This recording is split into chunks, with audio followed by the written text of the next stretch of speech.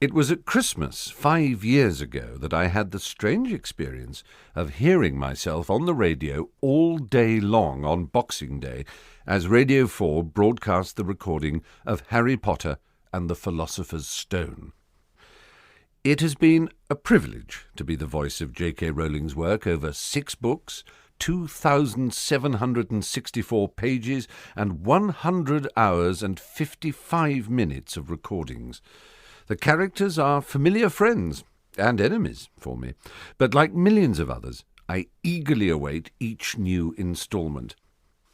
I first met Jo nearly 7 years ago when she came to the studio where I was recording the first book. She remains famously reticent, and like millions of Potter fans, I'm fascinated to know what it's like to live with Harry, where the inspiration for the books comes from, what she thinks of her critics, and what she will do when she finishes the final chapter. So when Jo agreed to record a conversation with me, I jumped at the chance. Jo, I suppose a good question to open with would be simply which character you find yourself identifying with most when you're writing or when you're reading what you've just written. Probably Harry, really, because I have to think myself into his head far more than any of the others, because everything is seen from his point of view. But there's a little bit of me in most of the characters. I think they say of writers that I think it's impossible not to put a little bit of yourself into any character because you have to imagine their motivation.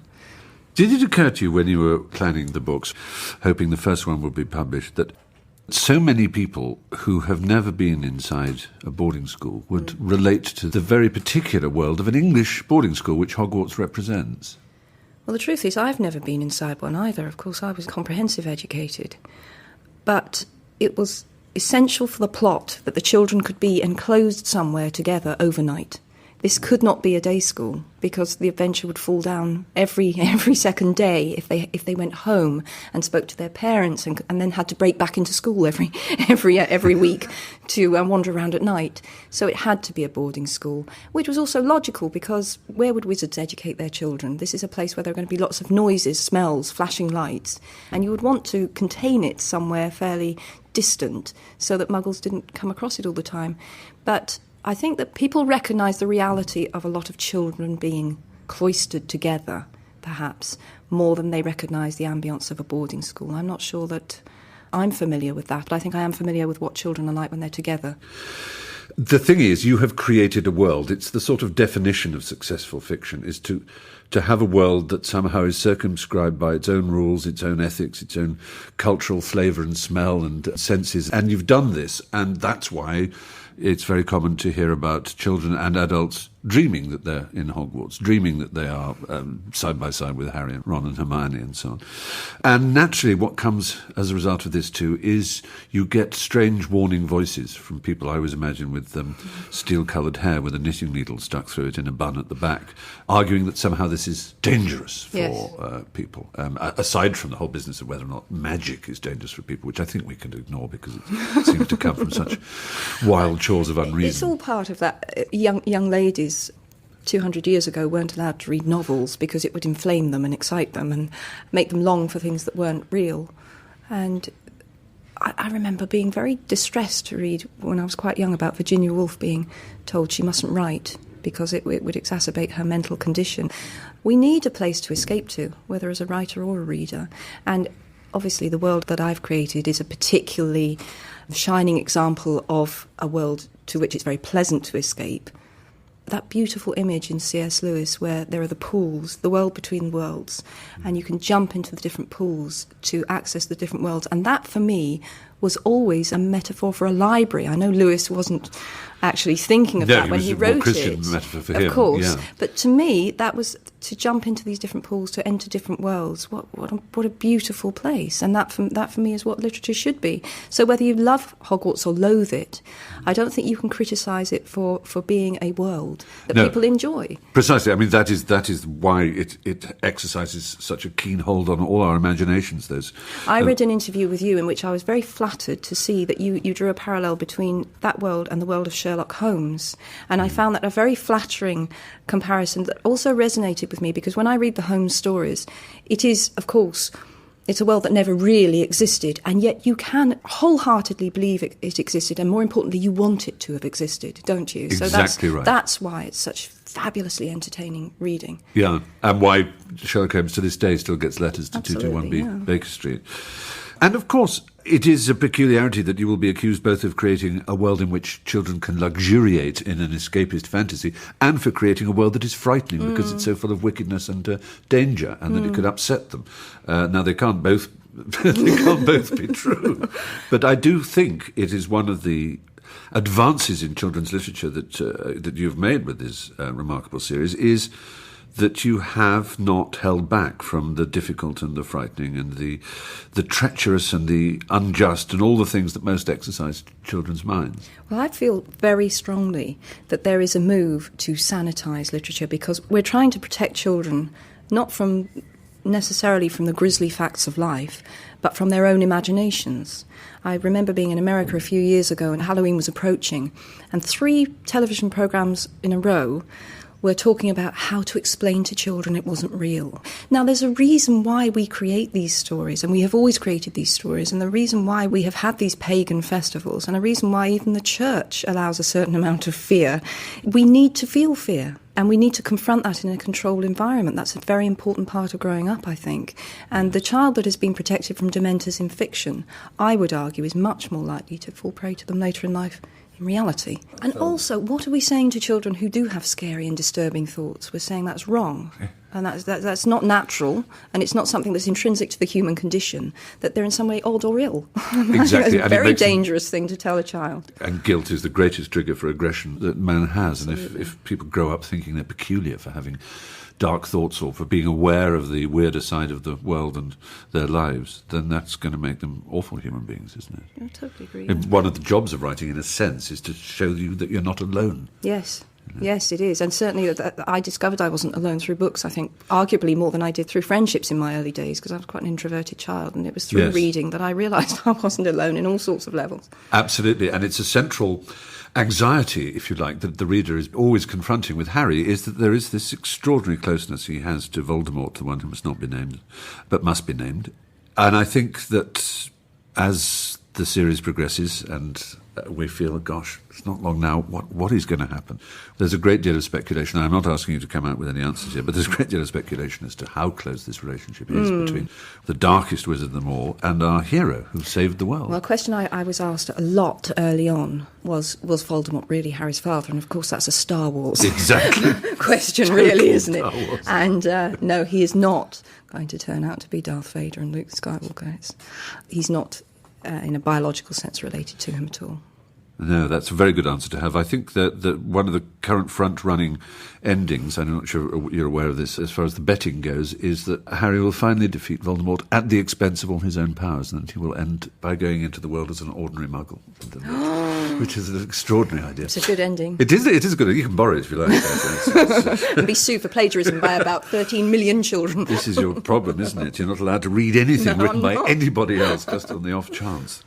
Well, let's think about the world that you've used in terms of its tradition, if you like, from little Cornish pixies to, kelpies and, mentions of particular types of plant like mandragora and so on. These are all real, and a lot of children would, of course, imagine that you've made them up completely. Horrible liberties with folklore and mythology.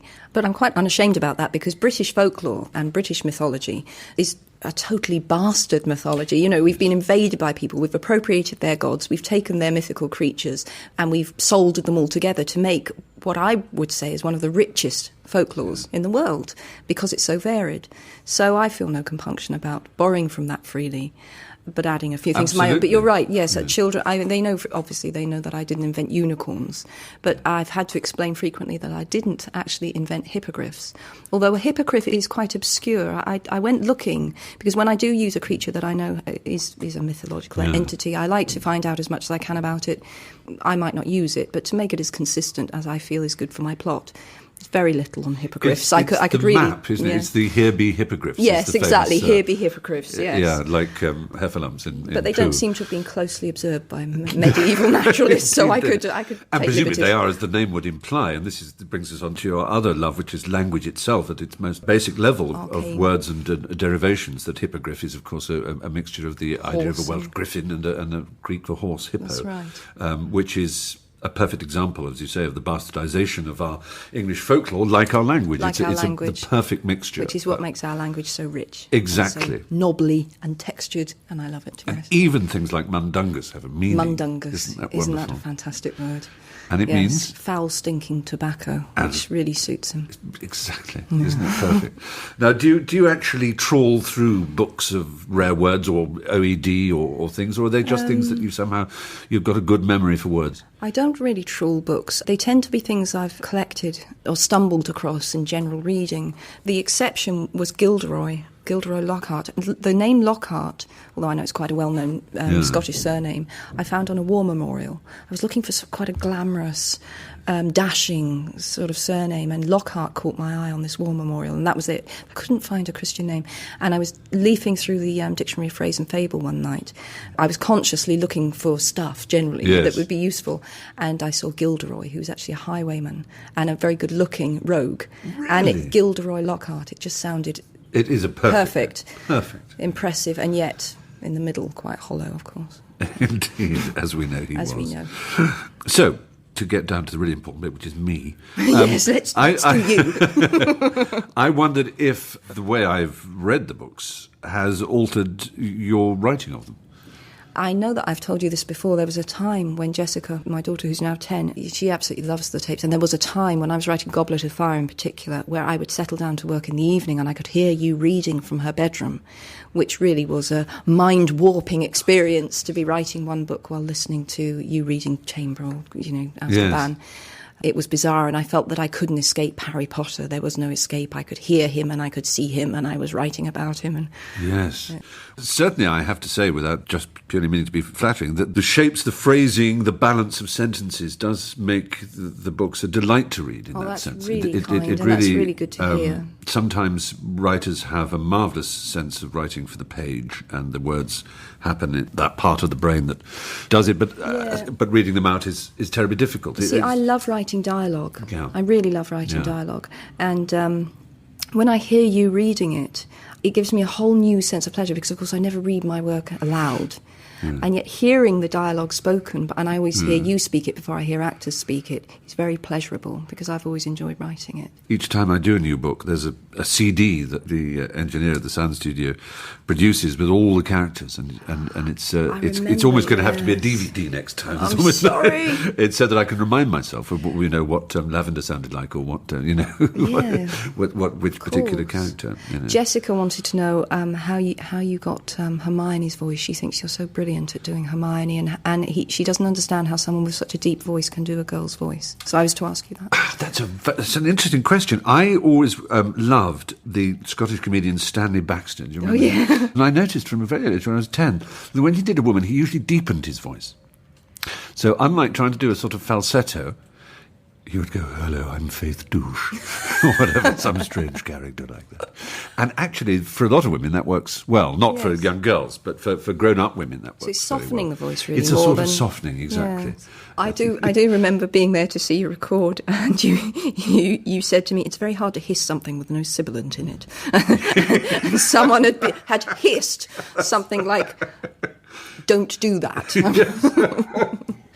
That's another influence you've had on me. Every time I want someone to be hissing, which Snape does quite a lot, I have to check there's actually an S in it before I make well, him do it. You've done it with Snape and all that's around him. He's got 3 S's himself, and his house has got an S, and it's got a slither, and it's the whole herpetic, I believe, is the adjective. The whole snake-like work is done.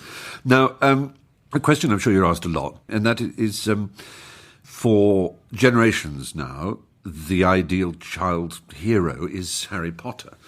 But it didn't exist when you were a child. Who was the one you went hunting with, the one you dreamt of being with? And Loads and loads.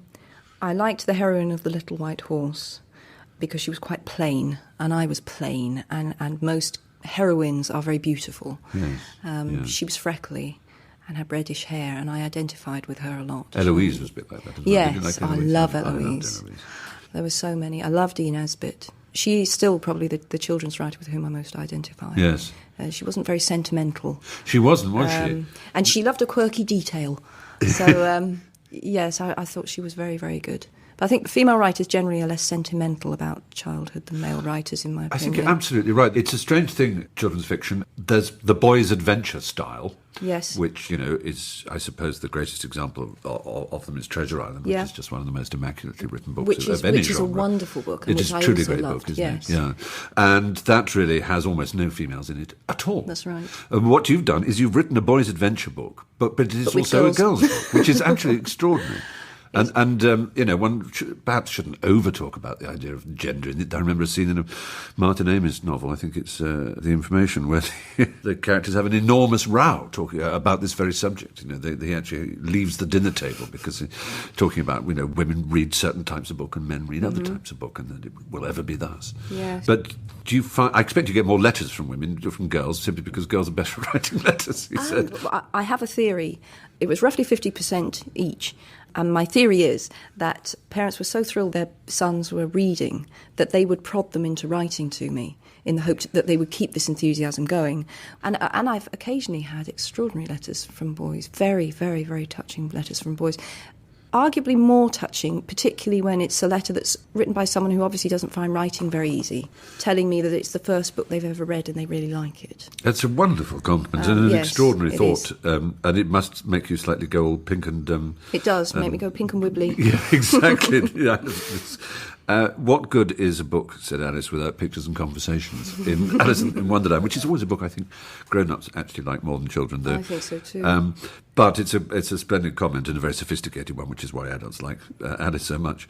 I wondered if simply the expense of the first edition of your first book, Harry Potter and the Philosopher's Stone, whether the issue of illustration had come up. And whether it was just, this is the biggest children's novel we've ever published in terms of size, length. Yes. We're not going to add to our expense by getting Quentin Blake or whoever. But you're absolutely right. That was precisely the argument. They also felt that illustrations might aim it a little bit at a younger audience than they were aiming for. I think it turned out to be quite right. And they were right. Yeah. The American edition, which is a very beautifully produced book, I must say, they have very small line drawings at the beginning of every chapter, which I like. It's just a suggestion of what's to come, but it's not full-blown, colour full plates, page, exactly, as they used to say. colour plates. Although I used to love a colour plate. I used to flick through to find them Oh, before I read absolutely. the book. Absolutely. And there was a smell to them because the there paper was shiny very and different. distinctive smell. And sometimes they were frightening. You knew the one was coming that you didn't quite like for some reason. Yeah. You can still remember them all. It's weird, isn't it? While on the subject of America, you're published there by Scholastic, I believe, is it? Yep. I remember you telling me about your first signing queue in America. And, that was, yes. We'd expect a few boys to come with a scar penciled clumsily on their foreheads, but you had a woman in gilt. Yes, Explain right. about her. I had a woman who dressed up as the fat lady, complete with frame, hung around her neck. That was extraordinary, and that was the closest I will ever get to being a pop star. I walked through this door at the back of the store, and there were screams, literally screams, and flashbulbs going off, and I didn't know where I was. I was completely disorientated. I think as a defensive mechanism, when those events are over, I kind of shut down, and I think I have to shut down and think that was a very odd anomaly. And then I have to return to my office and just convince myself that this is just my world. Yeah. I find this a really difficult question to answer myself when I wrote the character, so I don't see why you should find it any easier, really, but I'm going to ask. Is there any character with whom you identify particularly? The easy wisdom and slightly kind of twinkling quality of Dumbledore. I've always had this love of great teachers. The first fictional character I really rounded one I created was for a radio program, was an old Cambridge Don, I used to Donald listen to Trefusis. yeah. Do you remember an Archbishop of Canterbury called Ramsay, the last of the really sort of great and monumental primates of the Church of England, by which I don't mean the nape, of course. I remember seeing him being interviewed by a Malcolm Muggeridge type person who said, "No, you're accounted to be a very wise man." He said, "Am I wise? Am I? I wonder, am I wise? Am I?" And the interviewer said, "Well, Your Grace, perhaps you could explain what you think wisdom is." Wisdom. Wisdom. I think it's the ability to cope, he said, which is a marvellous definition. You know, it is so right. I mean, it comes, as you know, it's the wisdom is the kingdom of wit. It is witdom, wit knowing, the German of knowing, Wissenschaft, and so on. And in wit is a marvellous... Dumbledore, look. Natural teacher. It's that sense, and that sense of being able to cope with things. Yes. And it's not how much you know. No. Yeah, and you sense Something that with completely that rather marvellous, occasionally rather tired, worn quality that Dumbledore has, because he's experienced so much, and he can cope, but he would almost rather not be able to. That's exactly right. Dumbledore does express the regret that he has always had to be the one who knew and who had the burden of knowing. And he would rather not know. But of all, I mean, of course, Harry Potter is the one, because he's the point of consciousness of the book. Harry is the one who undergoes all the tests, the ordeals by fire and all kinds of other things. And as with any hero, you measure yourself against him. And there are times when I think, I would just run away, or I wouldn't care, I'd wave my wand even though I'm not supposed to. You know? My favourite comment about Harry at the time of the first book was it was a schoolboy who was interviewed on television and asked why he liked Harry, the character, so much. And he said, he doesn't seem to know what's going on a lot of the time, and nor do I. No, that's so good. I suppose there are times when you know, and I think I mentioned this to you when I first read The Order of the Phoenix, was you have to be so cruel to him. I mean, Phoenix, I would say in self-defence, Harry had to, because of what I'm trying to say about Harry as a hero, because he's a very human hero, and this is obviously there's a contrast between him as a very human hero and Voldemort, who has deliberately dehumanised himself. Yes. And Harry therefore did have to reach a point where he did almost break down and say he didn't want to play anymore, he didn't want to be the hero anymore, and he'd lost too much. And he didn't want to lose anything else. And so that Phoenix was the point at which I decided he would have his breakdown. Right. And now he will rise from the ashes strengthened. It is such a primary energy, particularly with children, and we lose it, I suppose, at our peril. The outrage at injustice, which is one of the primary sort of motor forces in all the books, isn't it? I think. The feeling of a 12-year-old boy that they've been unfairly accused, the burning sense of outrage. You're right, we shouldn't lose that, but we do, often. Adults do. Yeah. No, that's quite right. I think the thing that I find most extraordinary is, I don't know how many characters I have in play now. How do you find voices for them? It's not a simple thing to answer. I mean, so often they're there, and I hope that, generally speaking, I've, if not given exactly the voice you imagine, that it's somewhere in that area. I mean, there are characters like Tonks, which for some reason I just instinctively felt she had that slightly sort of Burnley, Jane Horrocks sort of accent. And it just seemed to fit her exactly. And I think... It does, yeah. Yeah, and I think Celia, the producer, had the same idea in her head that it should be that. And yet there's no kind of put wood in thole and Bart Tat kind of northern writing in it. It's just something that's there. And I'm sure it's just as unconscious with you sometimes that you're writing a smallish character that use a turn of phrase that makes me think, that sounds like a Cockney, or that's an older character, or that's a younger character. Because you knew that Hagrid was West Country. Yes. And that was the only thing I wanted to warn you before you started reading, and my plane was delayed. That was the first time we ever met. And I got there, and one of the first things you said to me was, I've done Hagrid as a kind of Somerset. And I was, thank goodness for that, because I thought if you make him Glaswegian, I would have had to. That was the only character I felt protective about, accent-wise. Yeah. What I really enjoy about your reading is the accents aren't intrusive. I don't feel as though you're in any sense giving a sort of virtuoso performance of these are as many accents as I can do, or different voices. You don't form a big barrier between the listener and the story, I feel. Do you know? I know exactly, and that mean? Is precisely what what I aim for is not to get in the way of it. Is that for people not to hear the voice after a while? You know how when you're reading, sometimes you lose it and you find you're having to go back and because you're too aware of the letters and the words, and then you can read a whole chapter and not be aware of having turned over a page, and the print and the paper have not been there. That's right. And it should be the same with my voice when they're listening, that the first paragraph or so, but then immediately their mind is in the world of the Dursleys and of Hogwarts and the night bus and everything else, and they don't notice me doing it.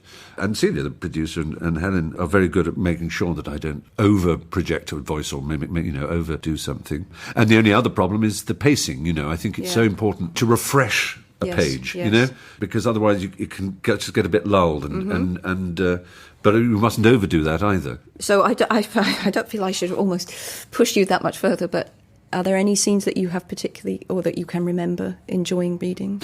Well, the whole creepy stuff at the climax of Order of the Phoenix, in the bowels of the Ministry of Magic and so on. I loved the fact that it was so frightening and scary and dramatic, and I loved, building up the tension and so on, and there's strange glass orbs and what were they going to mean, and then getting stuck behind doors. There are a few children who have told me that they took it in much better when you read it to them than when they read it on the page, and I think that's because with Phoenix, because people had to wait 3 years for it, they raced through the book. They read too fast, and they leapt ahead, and they really lost the geography. Raced it, exactly. And then I've had readers say to me, "I've read it again, and there's a lot more than I thought." Was that? Well, that's because I think you read it in about an afternoon, didn't you?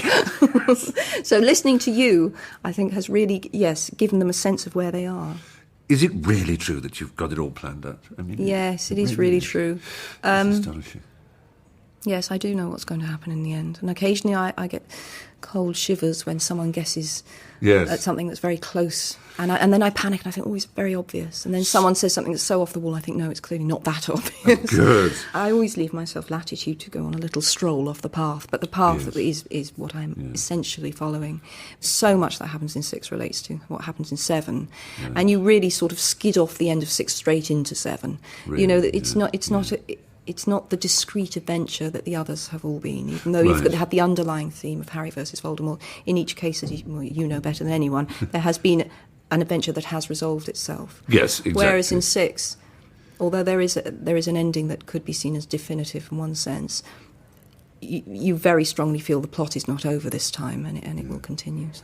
Yeah, it's an odd feeling. For the first time, I'm very, very aware that I'm finishing. The tape is the in sight. sight. The end is in sight. Yes, it's extraordinary. Yes. You'll always write because it's a need you have. Do you imagine you will write for children next time you write something new? Will you write for the children who were children that are now adults, who were your first generation? I don't know. Truthfully, I don't know. There is another children's book that's sort of mouldering in a cupboard that I quite like, which is for slightly younger children, I would say. But there are other things I'd like to write too. But I think I'll need to find a good pseudonym and do it all secretly, because I'm very frightened, you can imagine, absolutely. Of the unbearable hype that would attend a post-Harry Potter book, and I'm not sure I look forward to that at all. Well, with that tantalising glimpse into the future for Jo and a lingering question as to whether we will recognise her post-Potter work, we parted, and I set off on 600 more pages of Harry. I can't wait for Book 7. Like many a fan, I want to know what happens in the end, but I don't really want the end to come.